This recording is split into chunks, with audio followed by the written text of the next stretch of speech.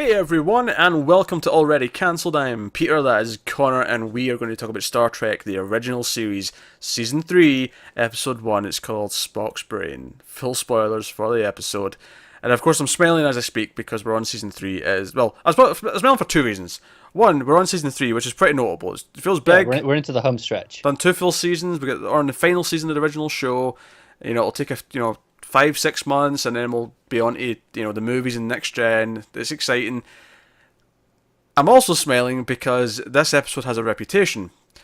Before I even watched it, I saw the title and went, "Oh, I've heard people talk about that episode. I've heard people talk about that and say it's the worst episode of the entire show." I'll be curious to see if we feel that way. We'll find out in a minute. But so I went into this with expectations. I was like, "Oh boy, this should be interesting," and here we have it. So we're on Season 3. Spock's Brain is about an alien woman steals Spock's brain, and Kirk goes hunting for Spock's brain. That's the plot. Yeah. Connor, did you enjoy Spock's brain? Do you want to phrase that in a better way? What you should be asking is, do you agree that this is the worst episode? Because I'm going to guess no. I don't think either of us enjoyed this episode. I don't think that needed to really be said. It's not a good episode, no. I do disagree it's the worst episode, though. I disagree with that as well. I think there are worse episodes. I think we've hit a few so far that are not many, but there's a few that have been worse than this. This is like bottom 5 to 7 for sure. But I don't think this, and it's definitely a bad episode, but it's not the worst I've sat through. It didn't make me that angry. It's really stupid. Is basically the thing. It's a really stupid episode. Yeah. But it didn't make me angry. It's not a primitive culture one. It's not a godlike figure one. So that's a couple of points in its favour. Like right away. You're right. Immediately the bar is there. It'd be different if we had like 3 other episodes that felt the same. Maybe we'll get more this season. Maybe we'll be like, oh, this is just like Spock's brain again. But this gets benefit of the doubt of being the first one. I haven't looked ahead at the titles, but just in case episode 7 is like, Kirk's cock. I don't know. Spock and McCoy go hunting across the galaxy. Every episode, Kirk's cock. He's always seducing someone. Oh dear. Yeah, I was actually kind of shocked there wasn't that much seduction in this episode, given the amount of ladies. Yes, it seems strange. It was surprising. Yeah, mysterious object in space. Oh, woman's been beamed on board. She has a magic device that makes us all pass out. The women also have the most 60s B-movie sci-fi outfits I've seen in the show yet. Mm-hmm. They do. And yeah, so they wake up. Spock's unconscious. Oh no, someone took his brain. He's Vulcan though, he can survive for 24 hours. We've got 24 hours to get it back. Do you know what that cracks me up most though? Is the 24 hours is the negative part. McCoy says, if this was anyone else, I could keep him alive indefinitely. But as he's a Vulcan, well, only 24 hours. How could you keep anyone else alive without a brain? I mean, I guess in the sense that if someone's brain dead, right, you can keep the body alive. Yeah, but it's still connected in there. It's connected, don't get me wrong, I'm not disputing that. I'm just saying in theory. Because to me that sounds like it should be the positive. Hey, because he's Vulcan, we actually have a window to get his brain back and put it back in. It's not. That's the negative. I mean, if this was you, Kirk, I could keep you alive there for years. Yeah. but Vulcans can only do 24 hours without a brain, it seems. I love that that's like a recorded fact as well. Like McCoy's kind of just guessing. He's like, maybe 24 hours. I don't know. Yeah, but when they speak to Spock later, he goes, "Oh, sorry, Kirk. Did McCoy tell you I've only got 24 hours?" Like he knows exactly. Like it's just this is a fact for Vulcans. Well, explain in a minute how Spock's speaking to people when his brain's out. We'll get to that in a minute. So they go hunting. They find a batch of planets. They follow the ion trail of the ship, and there's 3 planets in this sector that life is on, but they're all fairly primitive. Like none of them have got technology. There are various Earth stages. Yeah, but none of them have got technology. Which I mean, this is the one thing I kind of liked about the episode is acknowledging, hey, there's 3 planets here that all have human-like entities on it. So but they're all at different stages. None of them are advanced enough. I actually kind of like that, just in terms of world building, in terms of like having multiple planets with. I life think on it's a them. nice way of addressing how often we go to Yeah. these planets, but at least going, okay, it is that common. Yeah, there's 3 of them here. But they even mentioned that the technology they use in the ship, we don't even have. And all these 3 are all, generations behind us in terms of technology. So Yeah.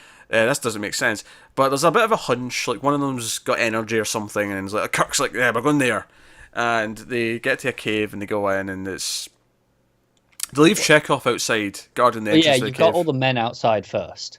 Oh, sure. Oh, yeah, yeah. They fight the Neanderthal men before. Yeah, Yes, who I don't glossed know- over that because it was like Yeah, pointless. because But it's kind of unimportant, but it's like, oh yeah, the men who don't know who the women are. yeah, because he says who are the females, and he's like, females? What? Yeah, What's a female?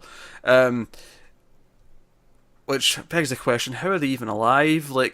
Because they set up, okay, so the men and women have split up, and the women are all underground in the fancy space, lab tech places. yeah. It's all heated and Yeah. air regulated. It's all cool. The men are all cavemen, and they're all kind of primitive up top. And I'm like, okay, but like they're only in like their 20s and 30s. Yeah. So how did you not know what a And woman is? I'm pretty sure the woman says, they need Spock's brain because it'll last. I don't know if it was 1,000 or 10,000 years. I mean, I get maybe their tech down there keeps them alive. I don't know. That Doesn't explain the men up doesn't explain top. the men. Yeah, Well, I was saying that. Yeah. I know. It really bothered me. Yeah, I don't know. It doesn't. It's the least of the episode's problems, really. But they go down, and then McCoy beams down with Spock's body, and he's got like a helmet on him that lets him control him like a robot. So brainless Spock is walking around Yep. by Yep. remote control. That's the thing. And then randomly, Spock starts speaking through the communicator, like it's picking up his brain in the center somewhere. Yeah. Yeah. So Spock's talking to them and helping as they're going. Oh boy. And then they get knocked out, and they get the big belts on that give them damage. Make them feel pain if they turn turn it on, and Yeah. so then they have to get around that. They end up using the fact that Spock's not feeling pain to turn it off at one point, and then they're fine. And then we get to the whole thing where all the women down here are actually really stupid. They have like the intellect of like a 6-year-old, but they have this thing where the computer gives them enough knowledge, makes them really smart, makes them really brainy, but only for 3 hours. And then that's when they do the thing they need to do, and then they become dumb again. And it's basically a big nail salon, not a nail salon, like a salon, like a regular salon. Hair. Yeah, hair salon. It's because they always say they've got a nail salon, so I thought nails. Yeah, you do hairdresser, nail salon. Yeah, but I feel like they still do that at a salon, right? I'm not insane here. Yeah, often. There'll be hair and beauty. Yeah, because they'll do both. They'll have this in their head while they're getting their nails done. Yeah, you're right. I mean, if it wasn't obvious, I've never went and got my nails done just for the. No. Clearly, I don't The have only reason I experience know here. is the hairdresser that I used to go to was like a hair and beauty one, and then so they'd have all the hairdresser stuff downstairs, and then all the nails and like the beauty stuff upstairs.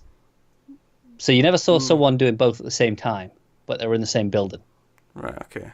Anyway, so they put on the thingamajig, and it's got all these like bits in it, like all these like bits of metal, Kind of like big nails, like hammer and nails. Yeah, not fingernails. salon, like getting your nails done Yeah, yeah. nails, it's like nails, yes, big metal nails, like spikes sticking Yeah. through this glass helmet, and this gives them the know-how, and then like McCoy, like because all 3 episodes McCoy's like, I can't even put his brain back in, like I'm not trained for that, like this is Vulcan, It's a bloody brain. yeah, and he actually takes the risk of using the helmet himself, so then he can do the. And he goes, "This is so easy. A child could do it." And then he's doing it, but then it starts to wear off whilst he's doing it. And he's not even wearing gloves, by the way. I want to point that out. He's operating on his brain, and he's not even wearing gloves. It's a very sterile environment. He's not even got his sleeves rolled up. He's just sort of like there, very casually. Spock's like, Leonard Nimoy's just sort of lying down. He's got his like top of his head still like a little hole in this little, Yeah. board, and Yeah, but he attached enough that Spock could speak again, so Spock talks him through the rest. Because, of course, all Vulcans apparently know how to operate their brains back into their bodies. That's just common knowledge for a Vulcan. Yeah, I'm not sure if that's supposed because it seems when Spock's plugged into this computery thingy, when he's the controller, he seems to have a lot more knowledge than usual. So I'm wondering if he actually Oh, has, yeah, okay. That's fair, because yeah. he's still kind of in that, so that's how he's talking it through it. I don't know. Oh, we didn't even get to why they wanted his brain. Basically, yeah, the computer that runs their whole place needs a brain to run it. So, and Spock was a smart brain. So, they put Spock's brain in it.